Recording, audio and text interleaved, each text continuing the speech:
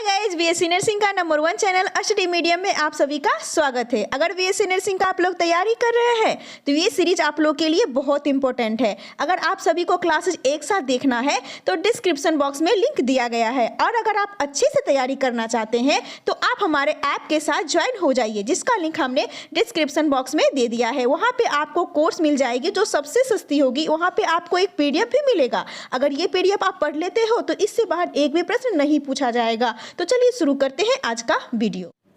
Question number first, मनुष्य में स्तंभीय उपकला पाई जाती है। इसके ऑप्शंस हैं आंत में, फेफड़ा में, वृक्क में, फलियों नलिका में।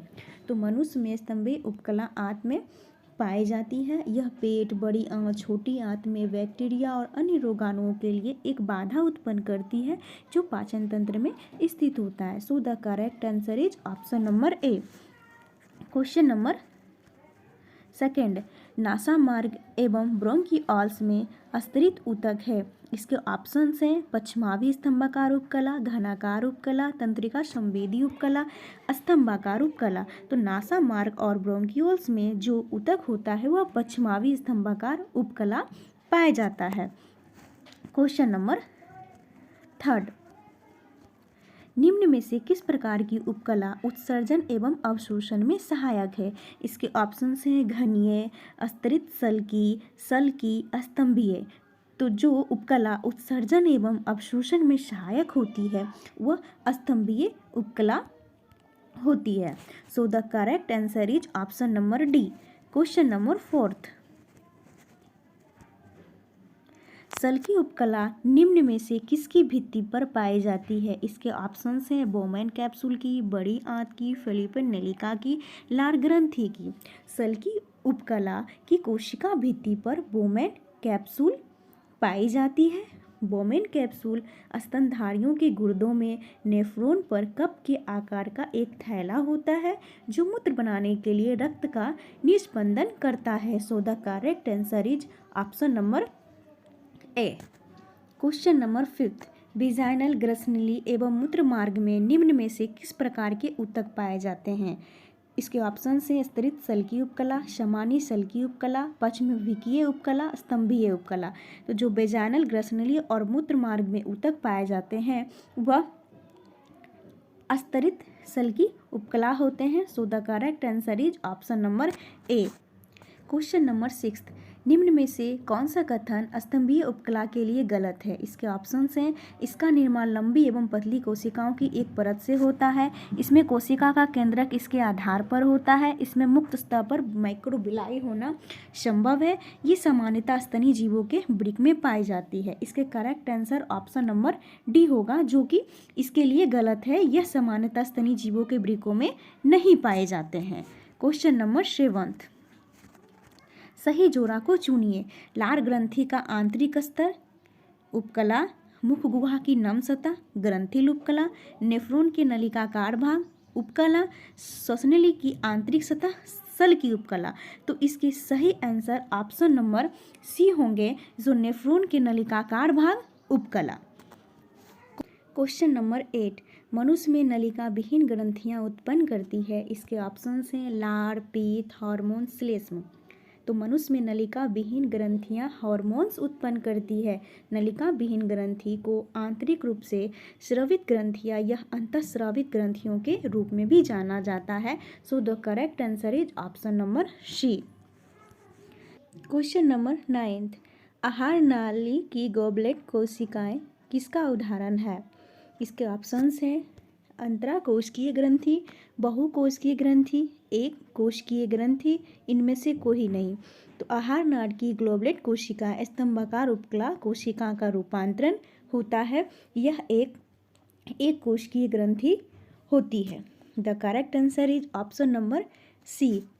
क्वेश्चन नंबर 10, निम्न में से कौन से ऊतक अन्य शारीरिक ऊतकों को जोड़ने एवं सहारा देने का कार्य करती है? इसके ऑप्शंस हैं टेंडन, वसा ऊतक, एरोल ऊतक, उपास्थि। तो शारीरिक ऊतकों को जोड़ने एवं सहारा देने का काम एरोल ऊतक करता है।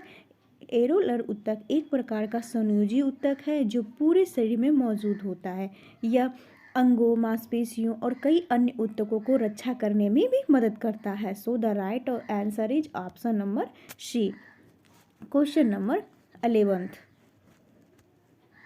निम्न में से सही जोड़े को चुनिए। ए उपकला ऊतक, विशिष्ट संयोजी ऊतक, बी पेशी ऊतक, घने संयोजी ऊतक, सी संयोजी ऊतक, ढीले संयोजी ऊतक, डी तंत्रिका ऊतक, ढीले संयोजी ऊतक। तो सही जोड़ा ऑप्शन नंबर सी है, संयोजी ऊतक, ढीले संयोजी ऊतक। Question number 12। निम्न में से कौन सी कोशिकाएं एरोलर संयोजी ऊतक में पाई जाती है? इसके ऑप्शंस हैं मास्ट कोशिकाएं, फाइब्रोब्लास्ट, माइक्रोफेज या ये सभी। तो एरोलर संयोजी ऊतक में मास्ट कोशिकाएं भी पाई जाती है, फाइब्रोब्लास्ट भी पाई जाती है, माइक्रोफेज भी पाई जाती है।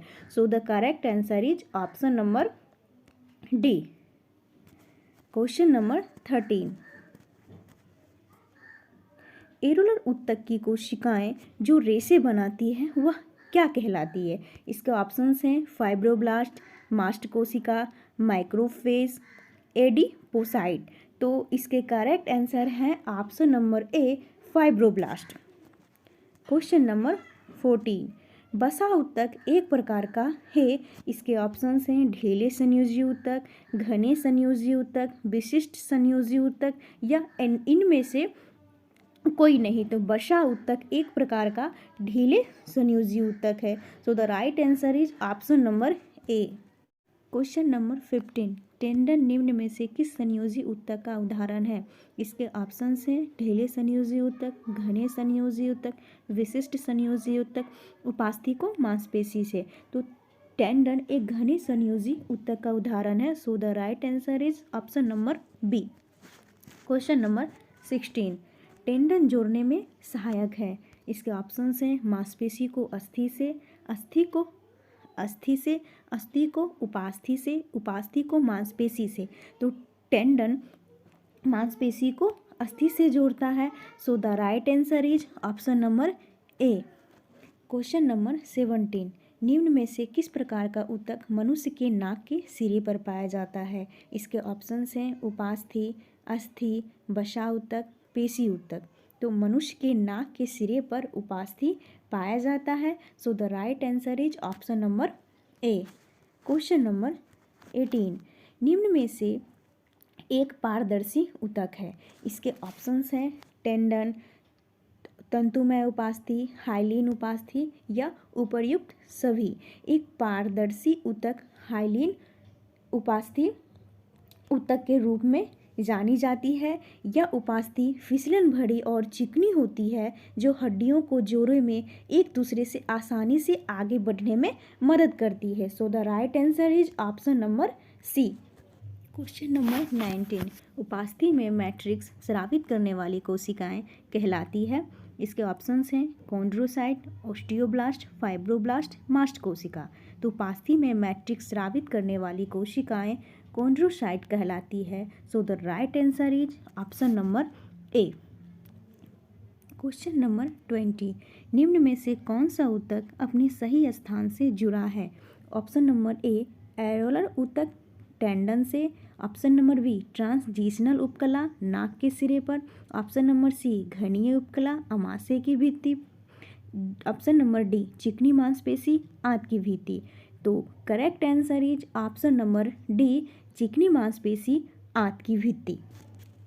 बीएससी नर्सिंग का अगर आप लोग अच्छे से तैयारी करना चाहते हैं तो आप हमारे ऐप के साथ ज्वाइन हो जाइए। वहाँ पे आपको पेड कोर्स मिल जाएगा बहुत ही सस्ते में, और अगर पीडीएफ डाउनलोड करना है तो वो भी आपको हमारे ऐप में ही मिलेगी बहुत ही शानदार 12,000 ऑब्जेक्टिव क्वेश्चन के साथ। अगर ये पीडीएफ आप पढ़ लेते हैं तो एक भी क्वेश्चन नहीं छूटेगा। वीडियो अगर पसंद आए तो लाइक कीजिएगा, सभी के साथ शेयर कीजिएगा और चैनल को सब्सक्राइब कीजिएगा। अधिक जानकारी के लिए हमारे दिए गए हेल्पलाइन नंबर पर संपर्क करें। तो चलिए मिलते हैं नेक्स्ट वीडियो में, तब तक के लिए बाय बाय।